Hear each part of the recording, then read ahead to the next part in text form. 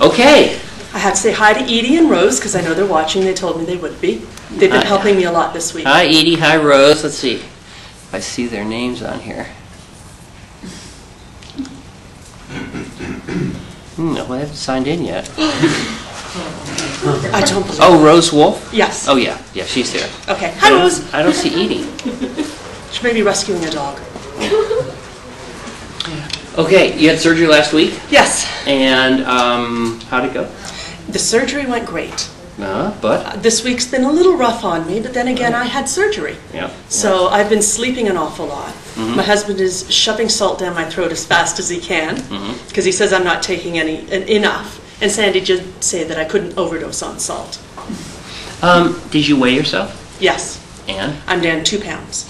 Well, it seems like you'd be getting enough.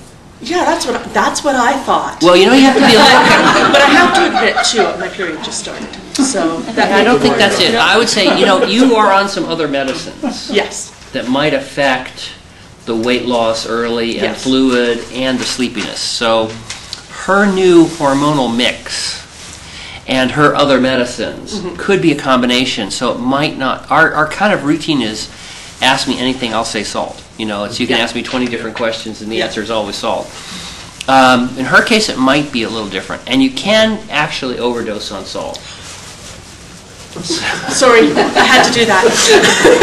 Well, you can get what's called hypernatremia. And if, in your case, with all those other medicines, I think what I might do is go to the next level and measure your blood pressure and pulse with one of those wrist blood pressure and pulse things, and then email or call me with that, and then we'll decide. I wouldn't be surprised if you brought a little extra baggage in those other medicines. Yes. And my bias is that they, when they change their dose in people, can cause sleepiness. Oh, good. I've been sleeping an awful lot. Well, and you're also different than you used to be. Yes. So that combination might mean that instead of more salt, it might be something else. Okay. So. We probably should look into that, so if you don't mind. No. Okay. Other questions or anything else we should talk about? Citrusel. Yeah. It's disgusting. It turns to jelly before I can even drink it. Okay. There are Citrusel chews. Is that okay to take now, or should I wait a little bit? Anything is okay. Here's the big picture. Why do we talk about fiber now? Not because you need fiber now, because you don't. Right.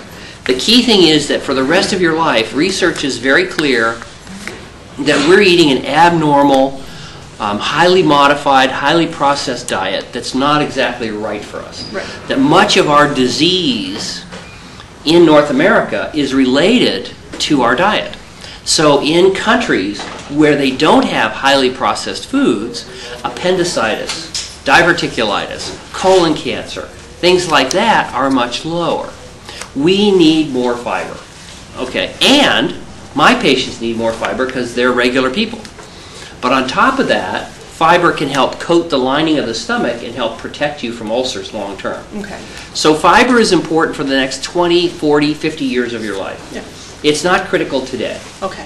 What you want to know, what you want to take away from my advice is for the rest of your life, every single day, we'd like you to push hard to get in extra fiber. Yeah. There are a lot of ways to do that. Raisin Bran, oat bran cereals, cookies, and things like that. Cookies. Well, you can get cookie. What's an oatmeal cookie? Right. Fiber is critical for the rest of your life. Right. Add some additional fiber, and it can be pills or a liquid or whatever. Right. But you don't need any right now. We only bring it up now because now I get to see you. Right. I don't feel guaranteed that you'll be back for your 1 month, 3 months, 6 months, and 1 year follow-ups. A little expensive. Right. So you're far away. So we tell you about everything now. In a perfect world, if I knew you lived next door, I wouldn't even bring it up because it just confuses people. On the other hand, I don't get to see you, and so in your best interest, I want to tell you about it. In your best interest, I've tried to compress everything into one visit because of the costs. On the other hand, it's kind of hard to tell you everything for the rest of your life in a few hours of our visit together. Citrusel is not important now. It's critically important for the rest of your life. Okay. The way I like to say it is, our surgery, we're kind of talking about a marathon, not a sprint. There's nothing that's urgent right now. The surgery's over, you did great, now we're talking about the rest of your life. Okay. If you see somebody running in a marathon and they sprint out ahead, you know they're not going to win. Right. Okay? So we don't need any fiber now. Okay. We desperately need fiber for the rest of your life to protect your stomach, to improve the colon, to protect you from some of the other things, and it's terrific for that. And we were designed, it appears, to take in 32 grams of fiber a day. Okay. Now, to put that in perspective, those little tablets you can buy at the grocery store are half a gram per tablet. So if you wanted to get the daily amount of fiber that the scientists say we need, you have to take 64 of them a day. No. Okay, that gives you where you're headed and where our deficit is. Right. We need lots more fiber. An apple a day, bananas, fresh fruits and vegetables all have fiber, plus add some additional fiber. We suggest that you keep a Ziploc baggie with you filled with those fiber caplets. And every time you have a little snack or something like that, you add a little fiber. Okay. Have a couple pieces of fiber there. Because we're so far from where we need to be on our fiber needs. So it's a good question, but you don't need any right now. Okay, good. Okay. Yeah, I have a couple more questions. Oh yeah, fire away. I was reading the booklet that we got when we were discharged, and it says that sugar is evil. That's true. No, it says sugar is the devil. But I thought that sweeteners were the devil. Well, yeah. And I can ask this now because you can't take my bypass back. Right. Yeah, so people would like to say, okay, Dr. Rutledge, here's the deal. I can drink lemonade with sugar in it. I can drink lemonade without sugar in it with an artificial sweetener. Which one is okay for me? And the answer is neither one's okay. Okay. In other words, it would be nice to say we have discovered that lots of white sugar tends to be bad for you. Right. It's not good for your teeth. It's not good for your weight. It's not good for diabetes. You can go on the list. So white sugar, not a great choice. Okay? So that's okay. American scientists have put their brains to work. Maybe Canadian scientists have been working on this too. I don't know. But they worked hard and they've come up with the solution. Artificial sweeteners. But they don't work. No. So you say, well, I want to eat something sweet. I don't want to eat sugar. You told me not to eat sugar, but now you tell me I can't eat artificial sweeteners. Correct. Okay. Fruit. Get my sweetness from fruit. Well, absolutely. That's the thing. The other thing we would say is that some people say, oh, I'm afraid of orange juice or apples or things like that because they have sugar in it. I would say just the opposite. If you look at healthy groups of various tribes, various societies in the world, you can find some very healthy groups. Always they eat the same thing. They eat fresh fruits and vegetables, and they eat relatively low amount of fat and relatively low amounts of added sugar. Okay. But if you look in Okinawa and the Urals in Russia and the Seventh-day Adventists in California, the diet always comes out to be about the same.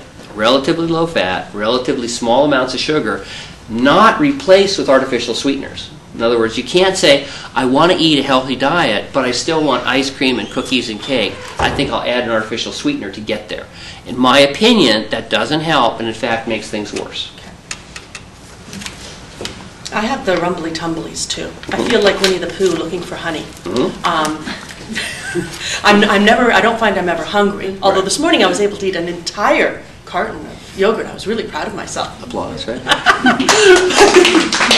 But I was just wondering, again, with Prilosec, should I be taking more of it, or should I wait to see how bad it is? There are two things I was trying to get from her. I'm not sure I got it, but if you have discomfort, if it hurts, if it's nausea, if it's a partial blockage and you throw up, anything that seems bad, noise by itself I wouldn't worry about. Yes, we expect noise. It's just noise. Okay. Oh, good. They're healing up well. Move real still. Should I scream now? If you want to.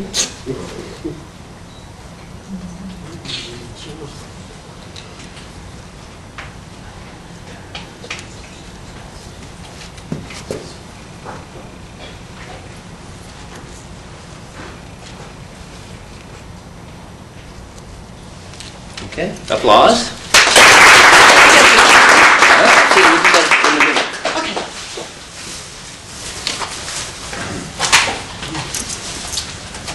Okay.